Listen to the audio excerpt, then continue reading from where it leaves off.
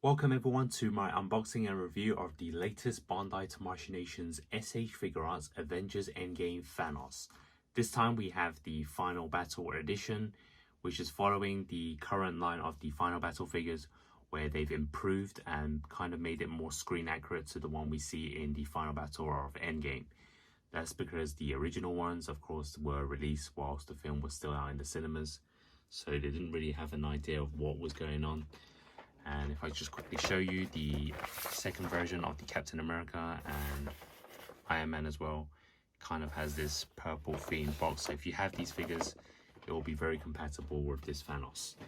So this one is actually a really big box. It's probably one of the biggest ones for Marvel SH Figuarts. Maybe it's because of the base that it includes. Just to give you an idea of how big the box is, this is what the Infinity War Thanos looked like.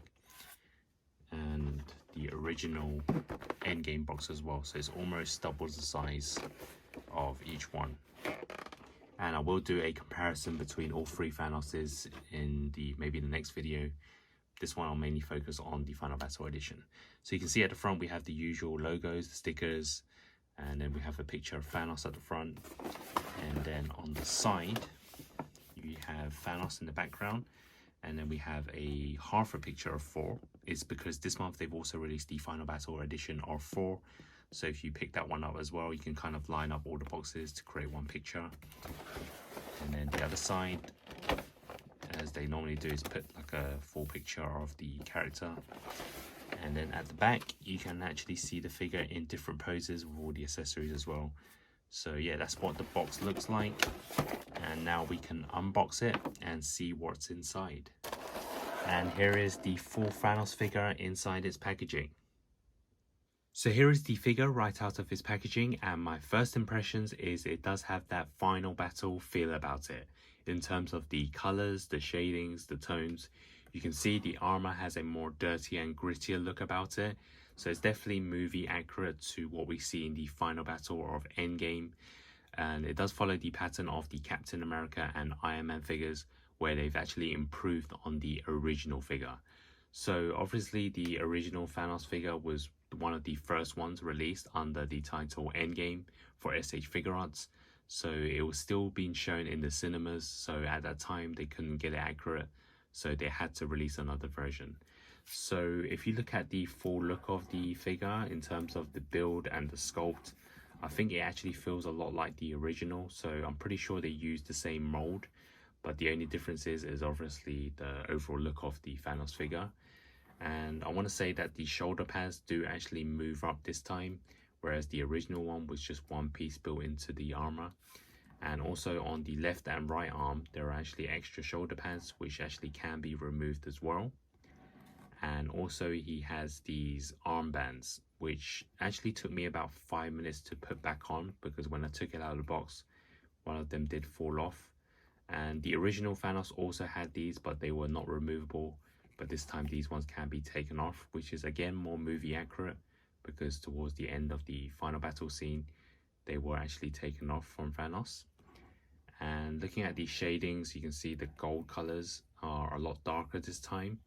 And even the purple of Thanos is darker compared to the original, which was a lot more pale. So I'm pretty sure this will be my main display for Thanos over the original, unless you really want the gauntlet, which is not movie accurate, because you cannot remove the left hand on the gauntlet, which he actually doesn't wear in the Endgame movie. So it's more of a generic Thanos look, and you can see the colors are totally different.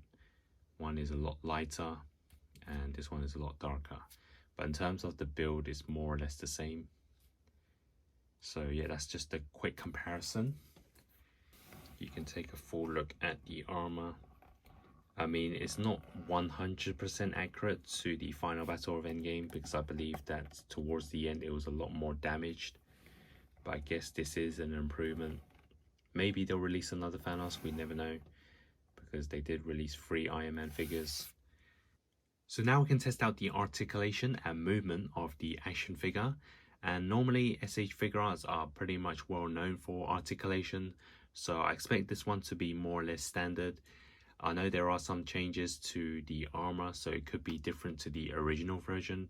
Normally articulation is pretty smooth on more of the smaller figures, but for a larger one it can be a bit difficult at times. So let's see how well this one does, because I believe this one's going to be in pretty decent poses for the final battle. So let's first test out the articulation of the head sculpt. And so it's pretty smooth in terms of moving side to side, and then it's on the joint, so obviously it can go side to side this way as well, and then downwards this much, and upwards slightly. So it's going to be a bit different when he doesn't have the helmet, so I'll test that out later. And then for the arms, firstly the shoulder pads go up, and then the arms can go up slightly as well. So pretty good motion here, so that these stretch quite wide. And obviously it's on the ball joint, so it does have rotation, and it can actually tilt forward slightly. You can bring out the butterfly joints to really show off the front, and then of course rotate upwards as well. So for the articulation of this Thanos, you've got to be careful if you don't want to take off the shoulder pads. As you can see here, the armbands do come off quite easily. As I said, when I first opened the box, it took me about 5 minutes to put them back in, so I'm just going to remove them now and just show you more of the articulation. And then for the arms, the bottom half, you can see it's in the ball joint again. It actually does do a decent rotation, and again there is some sort of stop at the end of it because of the armor again, but it does have a bend to the arm. And then for the hands, obviously full rotation and hinges as well for these poses. And then for the body, let's first test out the top half.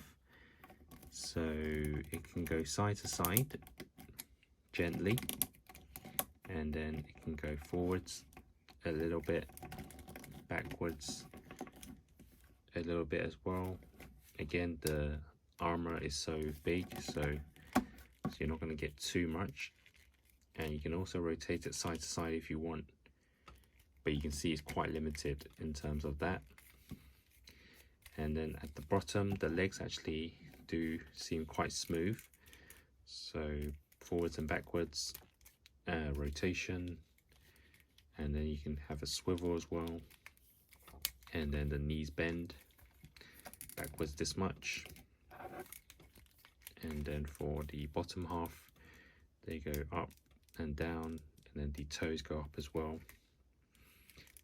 And there's a hinge, so it can go side to side. So in terms of articulation, you can really play around with it. It's probably pretty standard. The only thing is when you move it quite a lot, the armbands do fall off, so it's best to just remove those when you're doing the articulation first. So here's a quick look at all the head sculpts included with the figure. So we have the standard one with the helmet, and you also get 2 extra head sculpts, the aggressive face and the smiling one, both without the helmet. We also get 2 extra sets of hands. One pair is for the open palms and one is for holding on to the blade. And here is the new and improved blade for Thanos. And this is what it looks like when you connect the 2 blades together. It has a better tone and shading to it, probably more screen accurate compared to the original version. So overall, I do actually like this blade a lot. And here is the other accessory, which is the Nano Gauntlet, which really makes it the final battle Thanos, as it's the replacement for the right hand. And this is right at the end when he does the snap without the Infinity Stones. So overall, I do like the detail of this Nano Gauntlet, and I am pleased with it. And for the Nano Gauntlet, we do get a replacement hand, which is the closed fist with the Infinity Stones. So here are the alternate head sculpts onto the figure. The first one is the aggressive face, and then we have the one with the smirking face. And here are some of the alternate hands onto the figure. I would have liked it if the blade was a lot tighter in the hand. To me, it seems a bit loose to me. You can kind of tilt it and turn it quite easily. So they could have kind of fixed it by having a more tighter grip. But other than that, I think the look of it looks fantastic with the aggressive face especially. So here is Thanos with the Nano Gauntlet.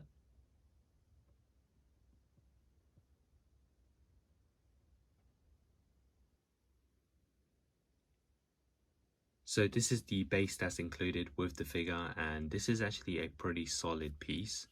It's quite heavy as well, and you can see there's plenty of detail from the outside, also in the inside as well. And it's basically a piece for Thanos to sit on, which I believe is movie accurate. And then we also get this piece of rock, which is actually for the placement of the blade. So you can actually just stick it in there and have it as a pose as well. And you have the helmet as well. You can place it on top of the blade if you want. So yeah, it's actually a really nice piece overall. And I can even try and put Thanos sitting. So you kind of get this full set here, which looks absolutely brilliant. And yeah, this makes a really good display. So now let's do some side-by-side comparisons with some of his other Marvel figures I have. So we have the SH Figuarts Infinity War Thanos, as well as the original Endgame Thanos. And then I'm going to put it next to the Final Battle, the IMM R85, as well as the Captain America.